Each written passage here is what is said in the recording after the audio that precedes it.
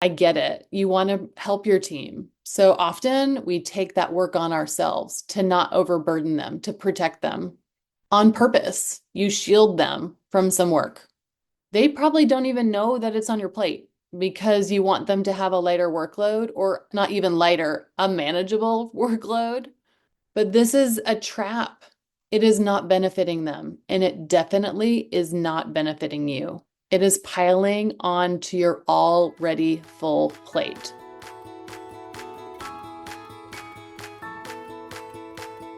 Welcome to You Belong in the C-Suite podcast. You are ambitious in life and in your career, but something is missing.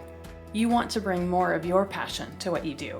Because let's be honest, you pour a ton into your work, and it needs to mean more. I'm your host, Laura Eigel. I'm a mom, wife, PhD, coach, advocate, introvert, and indoor rowing fanatic. I'm passionate about living a life that's in line with my values. We'll give you the actionable tips and tools you need to lead with your values, make a difference, and have career success. The world needs more diversity and authenticity in the top jobs at organizations. Your leadership belongs there. You belong in the C-Suite.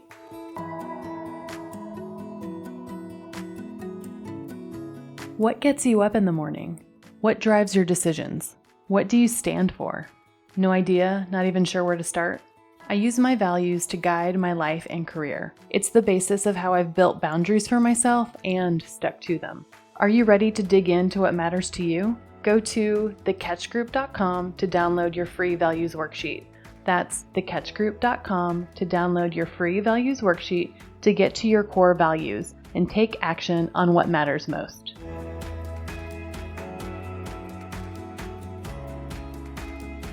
Welcome to this week's episode of the You Belong in the C-Suite podcast. This week, I'm talking about a theme that I've seen recently with my coaching clients. Many of them are leading big teams, have big strategic agendas, and are overburdened by back-to-back meetings that they just don't have time to do any of their own work until the nights or the weekends. They aren't able to focus on that deep thinking that they need to do for that strategic work because they're putting out the fires of the day all the time, reacting to that day-to-day work. But they've been getting it all done because, of course, they have. But it isn't sustainable. Often when leaders tell me that they are overburdened by work, they feel like they're doing all the strategic stuff well and are also able to do the day-to-day stuff fairly well too. But often when they get feedback through the coaching process from stakeholders, they receive feedback on the impact of them being so ingrained in the day-to-day details. Often they aren't delegating as well as they thought they were. The impacts of spending time in the day-to-day usually come at the expense of setting strategic priorities and long-term thinking. The higher you get in an organization, the more of that strategic work you need to do. But often leaders struggle to prioritize that time. Often the feedback they get is that they need to know when to get out of the weeds, to look up and out. This would enable them to empower their teams to do more of that day-to-day work, enabling their teams to grow by taking on more challenging tasks. But it's hard for leaders to see, and also hard to let that work go.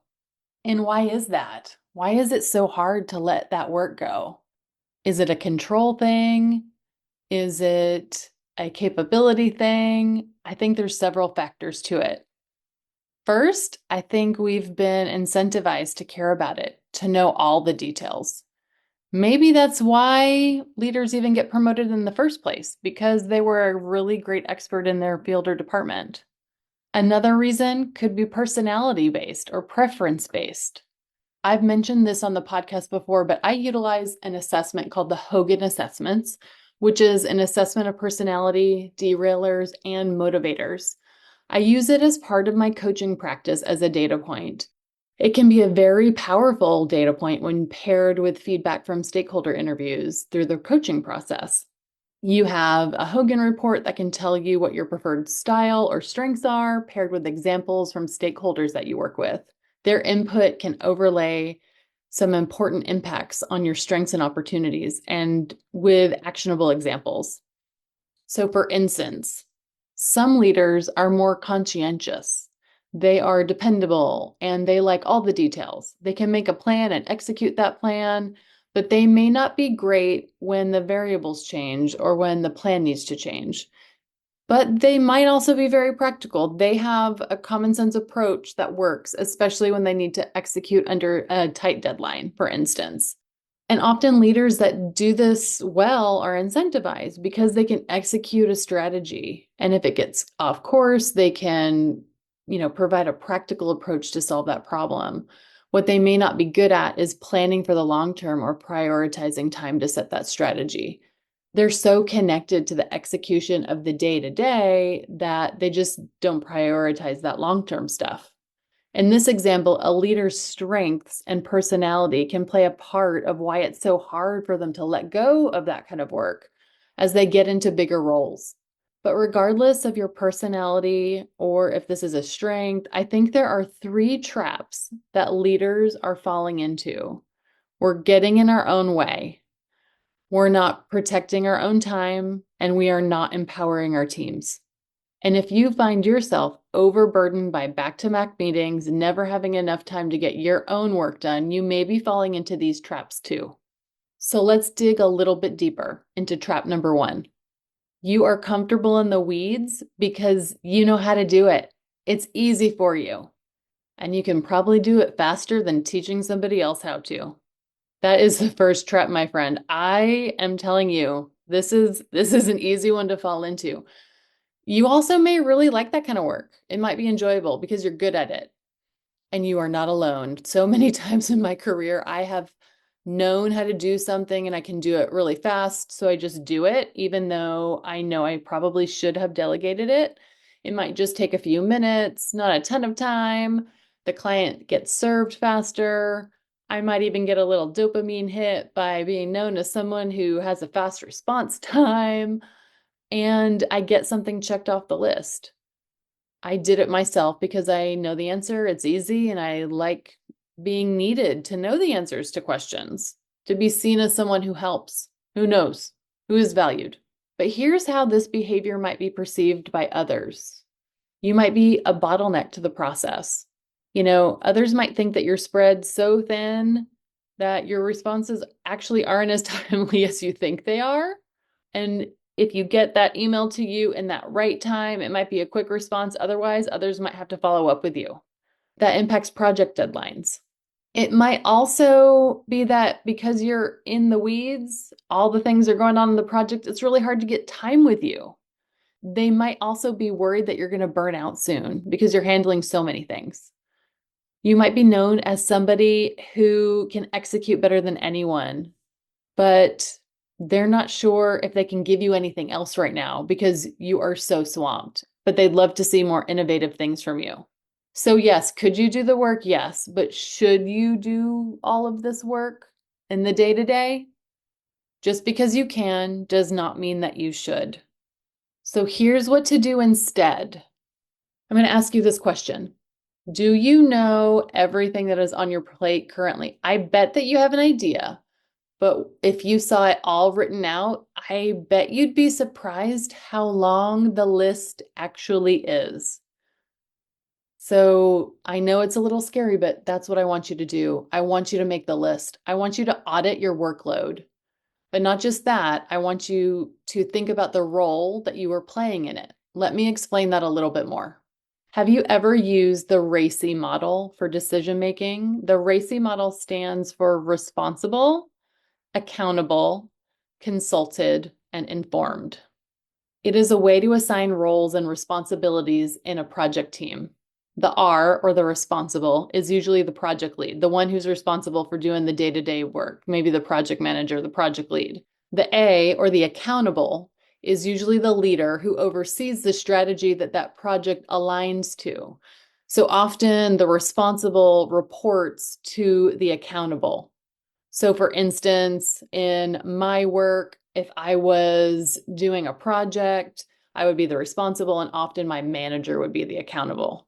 The C is for consulted. These are stakeholders that have a stake in the project outcomes, and they get to give you feedback, but don't get to make the decisions. And I is for informed. These are the stakeholders that need to be informed on certain project milestones because it might impact their day-to-day. So that is the RACI model: responsible, accountable, consulted, and informed. So I want you to do a workload audit. I want you to see which role you are playing most often on those projects. So you can do this in different ways. You can do it in Excel, a Word doc, or whatever format works best for you. I once had a client who used this method and built out a very fancy Excel sheet that he used, and it actually became like a scorecard. He had an engineering background, so this really worked best for him. But you do what works best for you. But here's what I want in your list. First, list out your projects. All the things that you are doing, whether it's a project, a committee, some of the longer term things, some of the shorter term things, write it all down. Then I want you to label your role that you are currently playing in that project. So for instance, if you are the lead of this project, then you would label yourself as the responsible, the R. So I want you to be honest here, not what it's supposed to be, what you really are doing. If your direct report is leading it, but you weigh in on final decision making, then you would give yourself an A for accountable. So you are accountable for the work as aligned to your strategy, but if you aren't in the day-to-day, you would be the accountable. So after you go through all of your projects, I want you to look at that column of the role that you're playing. What percentage of your work are you the responsible? And what percentage are you the accountable? My guess is that you are more in the day-to-day or playing the responsible role for many things. Maybe too many? Okay, who are we kidding? Not maybe, most likely too many. And what happens if you are the responsible for too many things? It means that you're leading it and you're in the details of all of it. You are the default doer and decision maker. So over time, I want you to shift from the role of responsible to the role of accountable for more projects. So instead of being the day-to-day doer, I want you to be a person who is accountable, that helps decision making and helps guide, but not in the day-to-day. So you're not going to be able to do this for everything, but I want you to do it for a portion of those responsibles. So how do you do that? Over time, you intentionally empower your team to take on meaningful work to build their skills through delegation. I'd love for you to identify at least one or two projects that you're the responsible on right now and figure out how to transition that meaningful work to a direct report, and for you to then shift to an accountable role. They'll take on the responsible role. You'll still be able to keep tabs on the project, but you won't be the lead on it anymore. I'm positive that there is at least one, most likely many, many things that fall into this category that need to be shifted for you. Maybe you haven't transitioned these projects or that spot on a committee because you've been the face of it for so long. Maybe you're the project lead because the person in the previous role that sat in your seat always did it that way. So you've figured out that you had to do it that way too. But it doesn't have to be that way. It may be time to really think about what to let go of, because this work can be a learning opportunity for somebody else. So that's the first trap. You are comfortable in the weeds, in the details, because you know how it's easy for you and you can do it faster than teaching someone else. And instead of doing that, I want you to audit your workload and see where you need to play the role of responsible and accountable and transition more to an accountable role.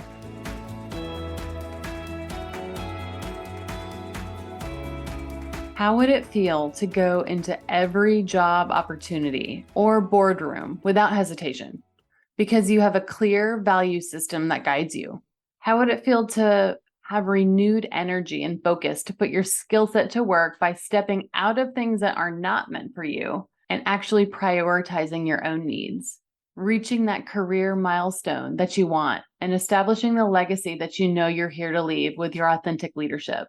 You belong in the C-suite, and it's time that you start believing it. The world needs more diversity and authenticity in the top jobs at organizations. You are ready. You have what it takes to get there. and I'm going to show you the skills that it takes to thrive there. Learn more at thecatchgroup.com/group coaching. That's thecatchgroup.com/group coaching.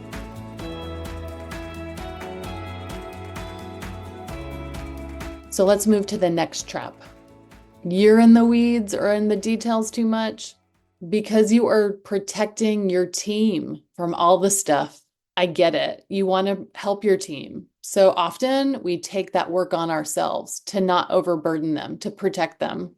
On purpose, you shield them from some work. They probably don't even know that it's on your plate because you want them to have a lighter workload, or not even lighter, a manageable workload. I used to do this too. My inner monologue may have even given myself a pat on the back saying how great of a manager I was to have kept this thing from my direct report. But this is a trap. It is not benefiting them, and it definitely is not benefiting you. It is piling onto your already full plate. Here's how this might be perceived by others. They see you as really busy and they wish that they could take something off your plate. Your direct reports really want to learn, they want to help you, and they also want you to trust them more. So as a leader, you are trying to protect them, but potentially they might not feel like that you trust them. You may be doing this work that your team needs to be doing to learn and grow. And by taking on that work, regardless of your intent to protect them, you are keeping them from their own growth and you're hurting yourself too. So here's what to do instead. I want you to intentionally delegate. Now, I'm not just talking about sending a task through email to your direct report with your thoughts. I want you to have a thoughtful conversation about how a new project, something that you can hand over to them, something that you're currently responsible for. I want you to move that over to an accountable hat for yourself and transition for them to take over that project as the responsible. That will enable them to build capability and to grow themselves. Then empower them to lead that project. How do you do that? I will tell you, you get out of their way. Let them learn, let them get into the details, let them drive results, and provide support when needed through your one-on-ones. Don't go to those project meetings anymore. Don't reply to those emails. Let everybody know it's been transitioned. When one of my clients was transitioning a project from leading it as the responsible, and she transitioned it to one of her direct reports, she walked me through the transition plan. So in the transition plan, there was an upcoming quarterly meeting that she would run. So she said that she would continue to lead that one meeting and walk her direct report through the process. She would let her shadow her, and then the direct report would lead the next meeting the following quarter. So that seemed like, and that is one way to transition work. But I did ask her, hey, what is stopping you from letting her lead the meeting this quarter? There were still several weeks for this to happen and to prepare. She said, well, she might need even more time to prepare. I said, well, what if you asked her what her preference is on the transition? She said, okay, I can do that. It wouldn't hurt to ask. So she did, and her direct report was so excited about taking on this role that she wanted to jump in right away and lead that next meeting. So even in transition, my client was really trying to help her team by taking on that work and easing them into the transition. But sometimes the best way to transition is just to let them take over, especially when they have the excitement and the momentum behind them. She was just so excited to be thought of for this opportunity. It's going to give her some visibility and just some really meaty, challenging work. So I'm so glad that she asked her preference, because that would be a better experience for her direct report, but also for her too, because if she can transition it faster to her direct report, it's less work on her plate. And now she has other time to do other things that she has prioritized. Not to mention not having to be in this meeting for a full day every single quarter. So for this trap, I know your heart is in the right place. You want to protect the team from too much of a workload, but in reality, you may be taking away critical experiences for their growth and career development. So have some transparent conversations and intentionally transition some of your work to create those critical experiences for their development. So in the first trap, you're doing most of the work because you know how and it's faster for you to. In the second trap, you're intentionally doing more work because you don't want to overburden your team. Now let's get to the third trap. Trap number 3, you are delegating, but not really. You are still inserting yourself by telling them solution. You're still fixing it, and you are not empowering or coaching them. This one may be the hardest trap to not fall into. You are their manager or leader. They come to you to solve problems, right? When they tell you about an issue, it's because they need your opinion, right? Well, maybe not. They've raised an issue, but what's your job as their leader? Is it to fix it or is it to create space for them to solve the problem? I think it is the latter. You can still help them fix it, but not by telling them the solution, not by giving them the answer. I want you to help them by asking them questions. I want you to do it through coaching them. So here's what the perception might be from others. You might be quick to solution, you jump into help, and then sometimes, and not surprisingly, you might get pretty quick into the details because you're in solution mode. And you're doing this in one-on-ones. So you potentially may not get all the topics covered that your direct report needs to cover because you're in brainstorming mode on all the things you're trying to help them fix. I had a client who received similar feedback to this from a few of her direct reports. I asked her how much of the time she was talking in a one-on-one with her direct reports. She said that, it's at least half and half, but sometimes she ends up talking more because she's explaining or teaching. So she decided to focus on active listening and asking questions instead of being the one to solve the problems. So after a few weeks, she came back to me in a coaching session, excited to give me updates on her progress. She said, "Laura, you will not believe it. After my one-on-ones, I don't have a million to-dos. I didn't realize how much I was solutioning and then taking on the work myself. Now, instead, it's their plan and I can check in with them on progress. They are empowered and they're learning, and I'm not stuck with all the action items. Why haven't I been doing this whole time?" Funny how when we are the ones with the solutions, and sometimes we take on the work, right? So instead of fixing, here's what I want you to do instead. I want you to lead through coaching.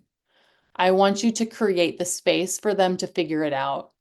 And how can you do this? By asking open-ended questions and by practicing active listening. When a problem arises, instead of jumping to solution, ask a question.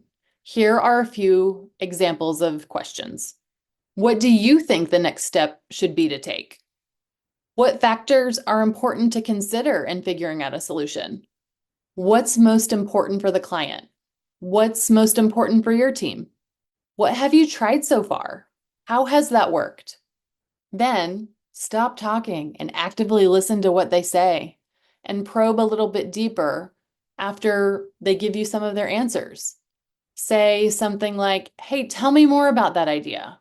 Or, "Why are you concerned about that?" Or, "What else could work here?" Within the discussion, they should be talking the majority of the time. You should be listening and asking questions. You can also start providing some feedback after they've worked through some of the solutions. And I will tell you, this is hard to do because it is ingrained into you to go into problem solving and fixing first. But do not fall into that trap. It is so hard to do. And I can't remember where I learned this question, but in one of the leadership book or a podcast I listened to, I heard the following question that I still use to this day when someone comes to me with a problem. And to be honest, I use this mostly with my husband and my kids because I want to model it. So here's the question. Do you want me to empathize or strategize? Basically, do you want me to listen or fix it? And most often, people just want someone to listen to them. And by talking through it, they get to a solution on their own. So don't fall into the trap of going into fixing mode. Instead, create space to have a discussion and start with open-ended questions and be an active listener. So we've covered 3 traps that leaders fall into, which create more work, more meetings, and unintended consequences of them being too much in the day-to-day detail and not in the long-term or strategic thinking mode. To recap, here are the traps I see leaders fall into, including myself. Trap number one, you are comfortable doing the details because we know how and because we're faster at it. Trap number two, we are protecting our team's time. We want to help them, so we do the work ourselves to not overburden them. And trap number three, you are fixing and giving the answers. Even if you are delegating, you are telling them how to do it by providing the answers and not by coaching and empowering. So instead of falling into these traps, here are the actions you can take. Do a workload audit of your current work and projects. What are your responsible or accountable roles? Next, intentionally delegate and transition some of the projects you are responsible for to a direct report that could benefit from that experience and support them by being the accountable on that project. Then provide the space and time to lead through coaching and practice active listening to help them remove obstacles and get to the right solution. Through these actions, over time, you will protect your time and empower your team. This is one theme from a few of my clients. These are the kinds of things that we work through in coaching. I'm currently booking new clients for 2025 for one-on-one coaching and for group coaching. Go to thecatchgroup.com and click on the Work With Us tab at the top of the page to learn more, or reach out directly to me at hello@thecatchgroup.com to see how we can partner together. You don't have to do all the things all the time. You can get back more time for strategic work through intentional delegation. Remember, your leadership belongs here. You belong in the C-suite.